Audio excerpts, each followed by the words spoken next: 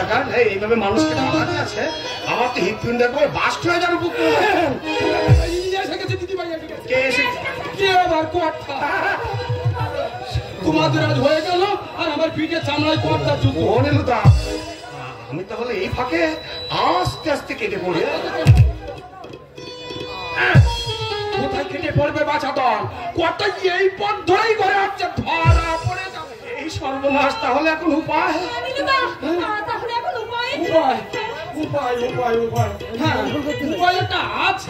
আছে তো চট করে বলো না, দেরি করছো কেন? তোমার কট এসে বলে তো মহানর্থ পেতে যাবে। আচ্ছা বাবা কাজ করো তো মাস্টার কাজ। মানে তুমি এখানটায় উপরে বসো আর দিদি ভাই তোমার উপর বসে মন দিয়ে বই পড়ে যা।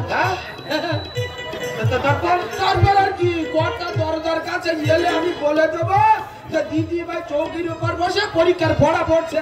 ও কেন রান একটি রেল গাড়ি মানে একটি ছাড়।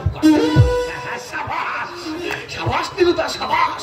তোমার বুদ্ধি তারিফ না করে কি হলো? কিন্তু নীলুদা, ও শেষ পর্যন্ত একটা মেয়ে ছিল আমার পিঠের উপর বসে। নইলে যে কোয়াটা জুতো তোমার পিঠেই বাঁধবে। ওরে বাবা জুতো না না, তার চেয়ে মেয়ে ছেলে পিঠে নিয়ে চৌকি সেজে থাকা ঢের সম্মান। আমি রেডি নীলুদা। হ্যাঁ মোটে দেরি না, মোটে দেরি আমি ready।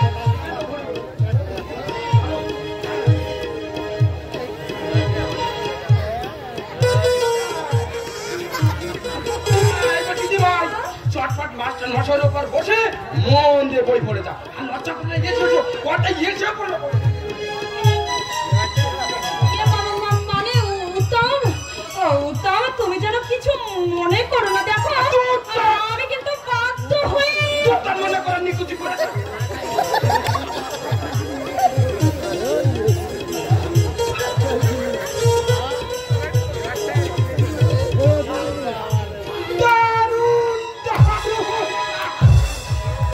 কি হলো নীলুদা, তুমি হাসছো যে?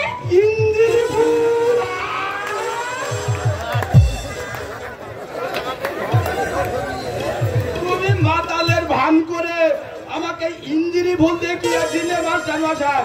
আমিও দিদি ভাইকে তোমার উপর বসিয়ে বুঝিয়ে দিয়ে গেলুম যে মুখ্য চাকর হলেও ইঞ্জিনি ভুল ফোটাতে আমিও জানি।